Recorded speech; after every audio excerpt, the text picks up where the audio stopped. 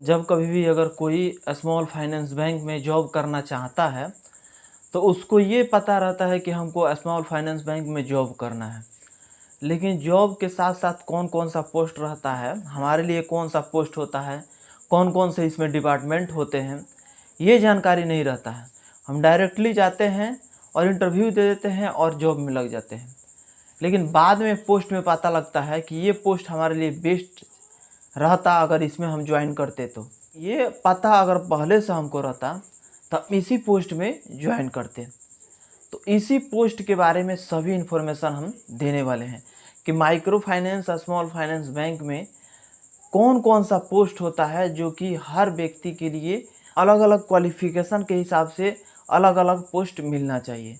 अब कौन कौन सा पोस्ट है, किस पोस्ट में क्या सैलरी रहता है, कौन कौन से पोस्ट में क्या काम होता है, सभी इन्फॉर्मेशन इस वीडियो में हम देने वाले हैं।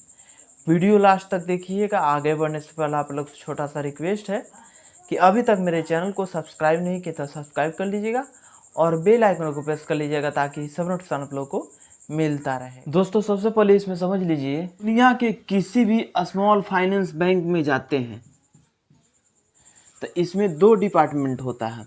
एक होता है ऑपरेशन डिपार्टमेंट और एक होता है सेल्स डिपार्टमेंट। लेकिन ऑपरेशन डिपार्टमेंट और सेल्स डिपार्टमेंट में अंतर क्या होता है? ऑपरेशन डिपार्टमेंट में कौन कौन सा पोस्ट होते हैं, सेल्स डिपार्टमेंट में कौन कौन से पोस्ट होते हैं? ऑपरेशन डिपार्टमेंट में किस पोस्ट का कितना सैलरी रहता है और सेल्स डिपार्टमेंट में किस पोस्ट का कितना सैलरी रहता है? इसमें प्रमोशन कितने दिन पे होता है, इसका प्रमोशन कब होता है, इसमें टोटल जानकारी हम इस वीडियो में देने वाले हैं। बहुत ही मज़ेदार होने वाला है और बहुत ही हेल्पफुल वीडियो होने वाला है। तो इसीलिए आप लोग से रिक्वेस्ट रहेगा कि वीडियो लास्ट तक ही देखिएगा, तब जाकर के अच्छे से इसको समझ में आ सकता है। किसी भी स्मॉल फाइनेंस बैंक में चले जाइए तो उसमें दो डिपार्टमेंट होता है और डिपार्टमेंट में अलग अलग नाम होता है। लेकिन नाम से कोई फ़र्क नहीं पड़ता है, पोस्ट का अलग अलग नाम रहने से कोई फ़र्क नहीं पड़ता है, काम लगभग सेम रहता है।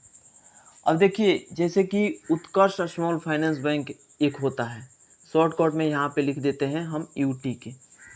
तो उत्कर्ष स्मॉल फाइनेंस बैंक है जो कि इसमें पोस्ट ऑपरेशन डिपार्टमेंट में होता है टीसीएसओ।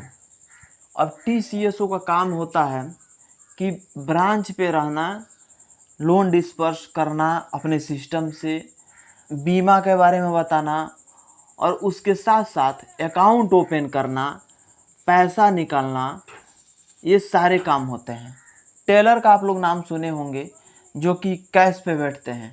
तो इसमें से सीएसओ में से ही एक टेलर पे बैठ जाता है और एक सिस्टम पे बैठ जाता है। किसी किसी ब्रांच पे 2 टीसीएसओ होते हैं और किसी किसी ब्रांच पे 1 या 3 हो जाते हैं। मतलब 1 से लेकर के 3 के बीच में एक ब्रांच पे रहते हैं। अब टीसीएसओ जो होता है ना, फर्स्ट में अगर कोई ट्रेनिंग पीरियड में रहता है तो उसको टीसीएसओ बोला जाता है, और वहीं 3 महीना अगर काम कर लेता है तो वो हो जाता है सीएसओ। उसके बाद से अगर 6 महीना काम कर लेता है तो वो हो जाता है पीसीएसओ। इसके बाद वो बंदा 2 साल 3 साल काम किया, काम करने के बाद से उसका प्रमोशन हो गया तो वो बन जाएगा ब्रांच ऑपरेशन मैनेजर। उसके बाद से उसका फिर से प्रमोशन हो गया तो वो रोम बन सकता है, रीजनल ऑपरेशन मैनेजर। ये होता है पोस्ट। अब इससे आगे जानना उतना इम्पोर्टेंट नहीं है क्योंकि यहाँ तक पहुँचने में आपको बहुत ज़्यादा टाइम लग सकता है। अब इसके सैलरी के बारे में हम जान लेते हैं कि किस पोस्ट पे कितना सैलरी मिलता है, कब प्रमोशन होता है, थोड़ा सा इसके बारे में हम जान लेते हैं। जैसे कि फर्स्ट में आप लोग को बता दूं, ऑपरेशन डिपार्टमेंट में जब हम जाते हैं तो उत्कर्ष बैंक में टीसीएसओ पोस्ट होता है और टीसीएसओ का जो सैलरी होता है 14,000 स्टार्टिंग होता है। उसके बाद से कुछ इंसेंटिव भी मिलता है, जैसे कि अकाउंट ओपन करा दिए उस पर कुछ पैसा मिल गया, या एक हॉस्पिटल कैश होता है जो कि मेडिक्लेम में आता है, उसमें कुछ इंसेंटिव मिल गया। तो ये सारे जो है इंसेंटिव मिला करके उन लोगों का कुछ सैलरी और मिल जाता है। अगर वहीं कहीं से काम करके वो आए हैं किसी बड़े बैंक में काम करके, जीबी ब्रांच में काम करके आए हैं और इसमें ज्वाइन कर लेते हैं डायरेक्ट सीएसओ में, तो इन लोगों का सैलरी जो है 20,000 से स्टार्टिंग हो जाएगा। वहीं अगर वो बॉम बन जाते हैं ब्रांच ऑपरेशन मैनेजर, तो 24-25 हज़ार रुपये इसमें भी सैलरी हो जाता है। वहीं अगर रोम हो जाते हैं तो उसमें 70-80 हज़ार रुपये मिल जाता है, इंसेंटिव और सैलरी सब बेसिक सैलरी मिला करके इतना सैलरी इसमें मिल जाता है।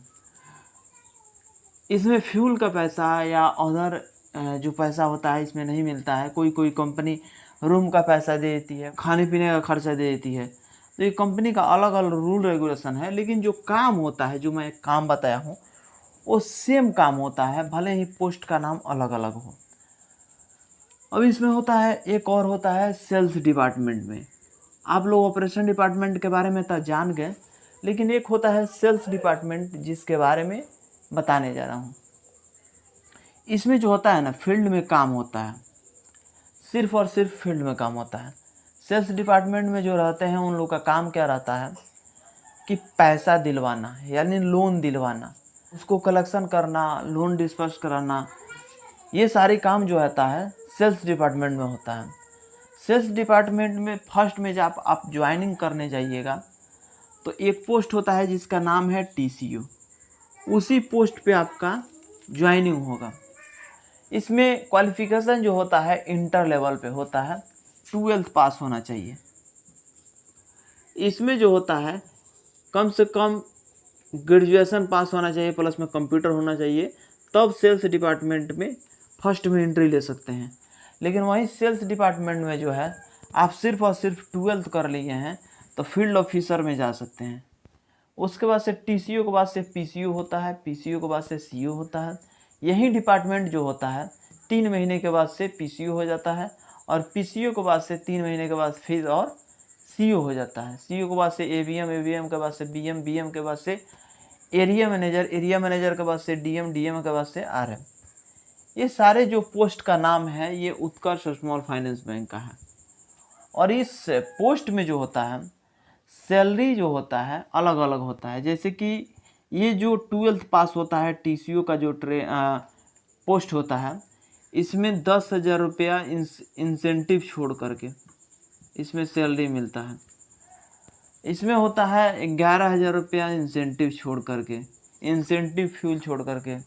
इसमें होता है 14,000 रुपया इंसेंटिव छोड़ करके। मतलब इंसेंटिव इसमें ज़्यादा मिलता है, जिस प्रकार से मेहनत उस प्रकार से इंसेंटिव। इसके बाद से AVM, BM, AM, DM, RM, ये सारे जो पोस्ट होते हैं धीरे धीरे प्रमोशन होते जाएगा और आप सैलरी बढ़ते जाएगा। इसमें बहुत ही फास्ट में प्रमोशन होता है। अगर अच्छे से काम करके आप दे दिए सेल्स डिपार्टमेंट का, अगर टीसीओ है तो जल्द ही जल्द आप 1.5 से 2 साल के अंदर एवीएम बन सकते हैं, सिर्फ 1.5 और 2 साल के अंदर। अगर भले ही आपका प्रमोशन हो या ना हो, लेकिन 6 महीने के बाद से आपका जो सैलरी होता है वो बढ़ जाता है। तो 2 ही डिपार्टमेंट होता है, और 2 डिपार्टमेंट में कौन कौन सा पोस्ट होता है, कौन कौन सा काम होता है, कितना सैलरी होता है, सब इन्फॉर्मेशन इस वीडियो में हम दे चुके हैं। आई होप कि आप लोगों को अच्छा लगा होगा। अगर अच्छा लगा होगा तो चैनल को सब्सक्राइब करके रखिएगा, दोस्तों को पास शेयर कर दीजिएगा, एक लाइक कर दीजिएगा। मिलेंगे अगले वीडियो में ऐसे ही इंटरेस्टिंग वीडियो के साथ। आज के लिए बस इतना ही। जय हिंद।